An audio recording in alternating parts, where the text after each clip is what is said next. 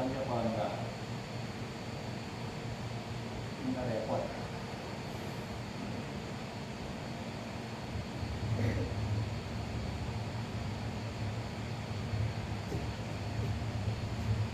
Apa alasannya apa nggak sekolah? Ngantuk.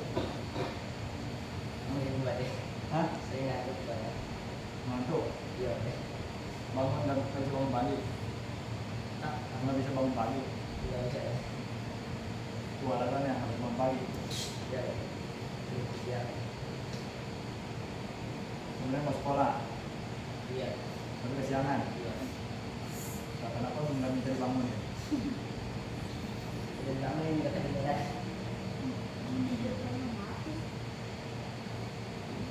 Sayang bapak yang sia-siakan. Bentar lagi lulus, kelas 8, naik kelas 9, tidak ada ujian nasional, karena masih kasih lulus, itu enggak?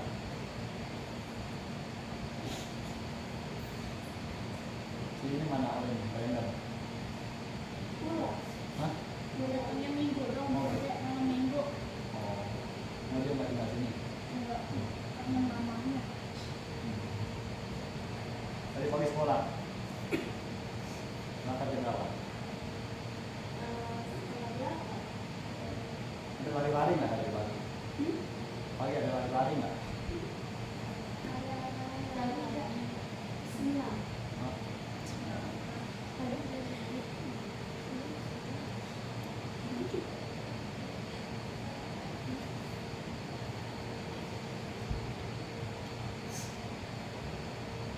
Ini tuh berisik.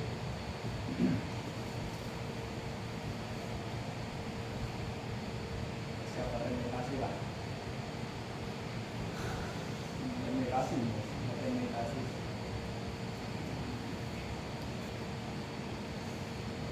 Kita perlu meditasi latihan. Kalian benar juga sudah sering. Kemarin minggu juga sampai kalian juga ikut juga dengar juga.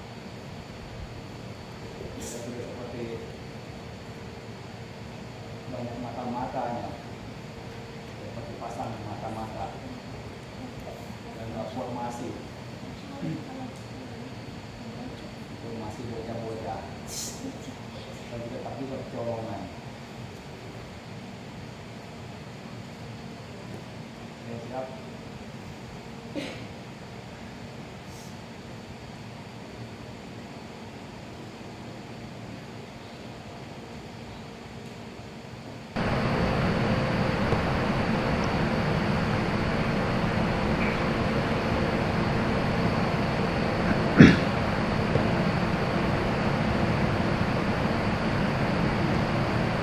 Dalam praktek Citta Bhavana, hal penting yang perlu diperhatikan itu adalah sati. Memiliki sati itu perhatian atau kesadaran, tempatkan untuk tahu apa yang sedang dilakukan saat ini, hadir penuh, tidak membiarkan pikiran terombang-ambing atau berkeliaran tanpa arah. Sampai pegang kesadaran itu sekuat mungkin, sesuai dengan kemampuan masing-masing. Pegang pada nafas yang masuk dan keluar, posisi di mana nafas masuk dan keluar itu terasa begitu jelas, maka tempatkan di sana. Umumnya tidak ada salahnya mau menempatkan kesadaran pada ujung hidung ataupun pada bagian perut. Tergantung dari masing-masing lebih dapat untuk merasakan bagian yang paling jelasnya di posisi mana. Hanya saja para guru lebih sering menganjurkan untuk menempatkannya pada bagian pintu masuknya,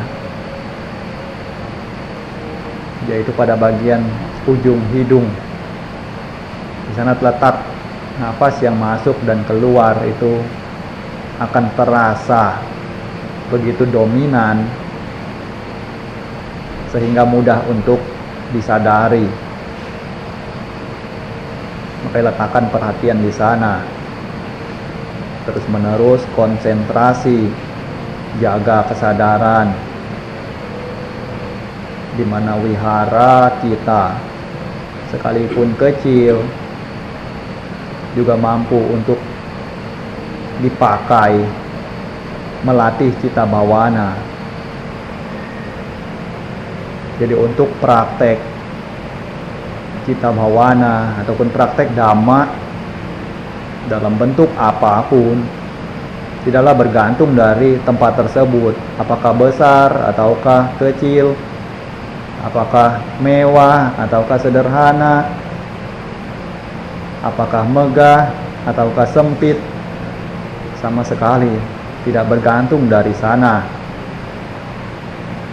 Karena untuk praktek, diri sendiri juga tahu seberapa besar diri sendiri memiliki ukuran tubuh.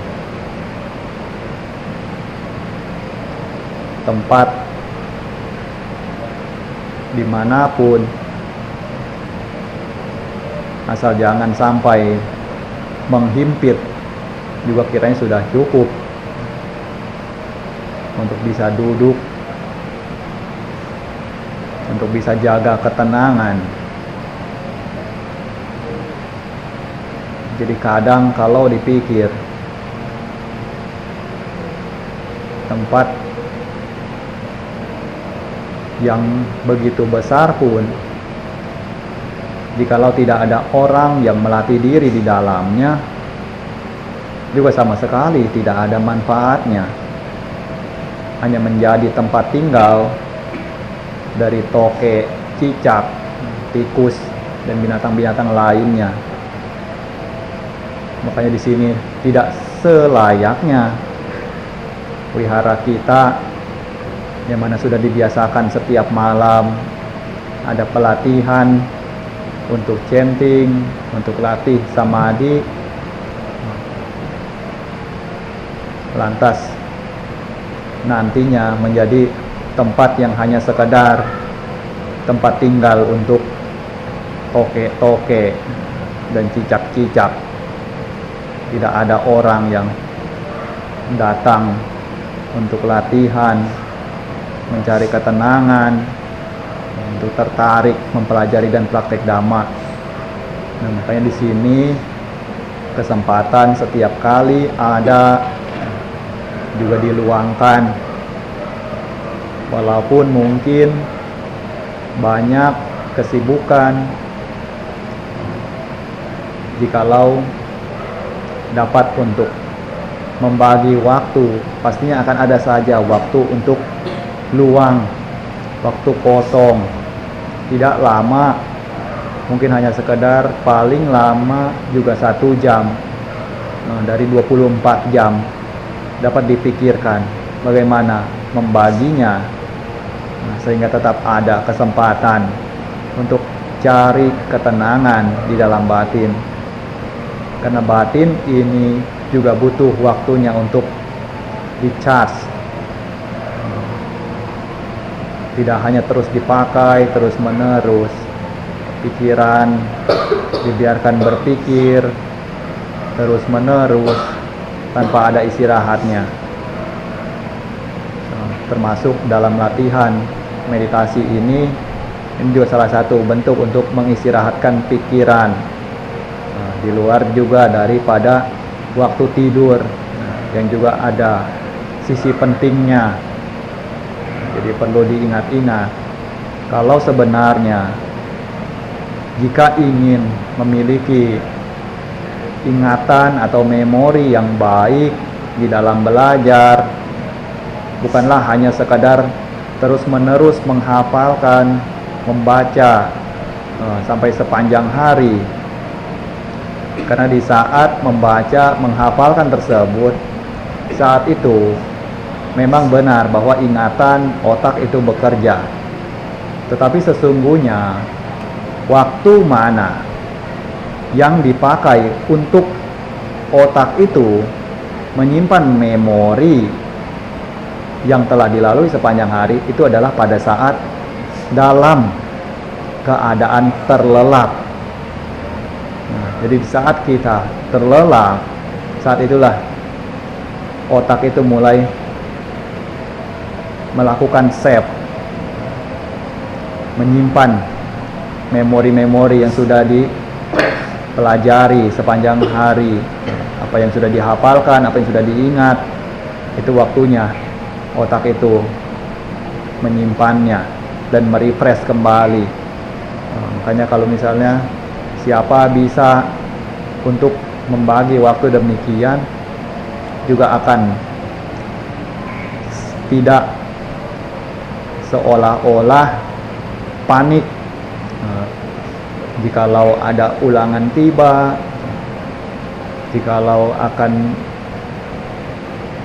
melakukan ujian, karena tahu porsinya pikiran itu bisa dipakai. Bukannya pakai sistem kebut semalam, besok mau ujian belajar semalaman sampai pagi, begitu paginya mau ujian blank semua karena pikirannya tidak istirahat, otaknya tidak punya waktu istirahat. Tapi kalau siapa yang paham bagaimana cara kerja pikiran, cara kerja otak, dia akan belajar terlebih dahulu, setelah itu menyempatkan untuk terlelap agar apa yang dipelajarinya itu tersimpan di dalam otak dengan baik. Jadi begitu paginya bangun juga sudah fresh, ingatan juga sudah cukup dari apa yang sudah dipelajari. Nah, makanya ini salah satu saran atau gambaran jikalau siapa memang tertarik untuk terus belajar, untuk terus menggeluti pendidikan, jadi juga perlu tahu. Makanya latihan cita bawana ini juga merupakan salah satunya, karena tidak semestinya otak itu dibiarkan terus-menerus panas, terus-menerus bekerja. Jadi ada waktunya untuk taruh, untuk letakkan. Datang ke wihara, letakkan dulu urusan-urusan dunia, tugas-tugas yang ada, untuk nanti setelahnya juga dapat mengangkatnya dengan tenaga yang lebih besar lagi.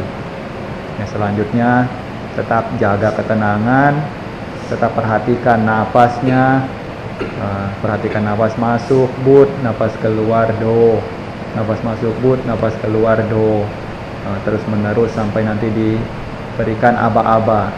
Jikalau sudah waktunya untuk keluar dari samadhi,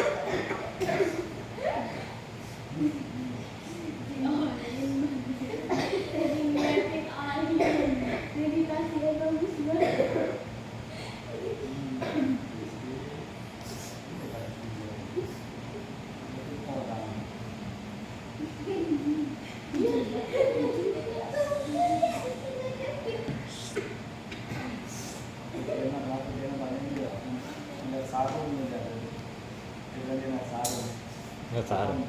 Dia ada pohonnya di sarungnya. Nggak tahu saya nggak tahu. Dia bilang pohonnya di sarungnya, kayu pohonnya di sarungnya. Dan sebelah mana? Sebelah sana. Saya nggak tahu. Yang dia ya. Bungkus mana? Ada itu sarung. Sarung kayak mau masjid tuh. Sama siapa? Dia naik kan? Naik. Oh.